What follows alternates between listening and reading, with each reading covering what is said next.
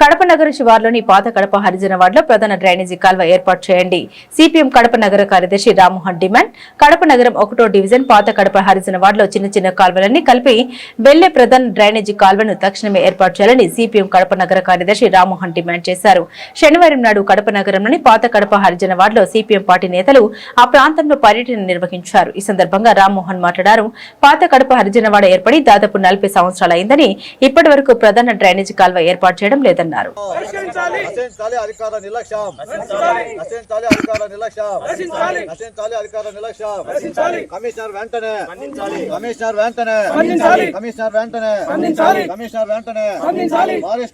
పాత కడప హరిజనవాడ మురికి కాలువ సమస్యను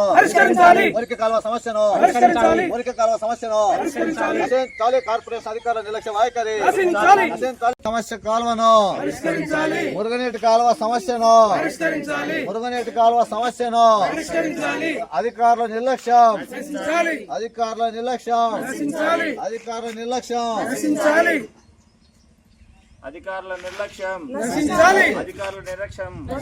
స్పందించాలి కమిషనర్ గారు వెంటనే స్పందించాలి కమిషనర్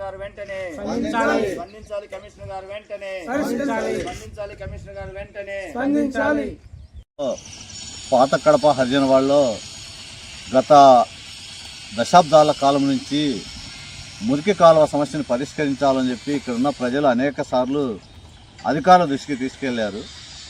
అధికారుల దృష్టికి తీసుకెళ్తే గతంలో ఉన్నటువంటి కమిషనరు ఈ సమస్య పరిష్కారానికి ఇక్కడ కాలువ తీయడానికి వరి పొలాలు ఆటంకిగా ఉన్నాయి. ఆ వరి పొలాలు పని కోత పూర్తయిన తర్వాత కాలువ తీసేయడానికి అవసరమైనటువంటి పనులని టెండర్ పిలిచి మేము పనులు ప్రారంభిస్తామని చెప్పారు. ఇప్పటికీ 4 నెలలు పూర్తయింది. ఆ కమిషనర్ మారిపోయాడు. ఇక్కడ ఉన్నటువంటి సంబంధిత ఇంజనీర్ కూడా వేరే వార్డుకు మార్పు చేయడం జరిగింది. కానీ కార్పొరేషన్ అధికారులు మాత్రం ఈ దళితవాడలో ఉన్నటువంటి మురికి కాలువ తీసే పని మాత్రం అక్కడే నిలిచిపోయింది. అక్కడ వేసిన గొంగలు అక్కడే అన్నట్టుగా ఉంది. ఇక్కడ ఉన్నటువంటి ప్రజలేమో ఈ నీళ్లు సక్రమంగా పోక పొలాలకు పోయి పొలాల్లో ఎనుములు అక్కడ దిగుతూ ఉన్నాయి. ఈ ఇటీవల కాలంలోనే 2 సార్లు ఎనుమ అక్కడ మురికి నీటిలో చిక్కుకుపోయింది. దాన్ని తీయడానికి ఇక్కడ ఉన్నటువంటి ప్రజలు అనేక కష్టాలు పడాల్సినటువంటి పరిస్థితి వస్తూ ఉంది. ఈ సమస్యతో పాటు ఇక్కడ ఉన్నటువంటి ప్రజలు చిన్నపిల్లలు ఉన్నారు, మహిళలు ఉన్నారు, వృద్ధులు ఉన్నారు.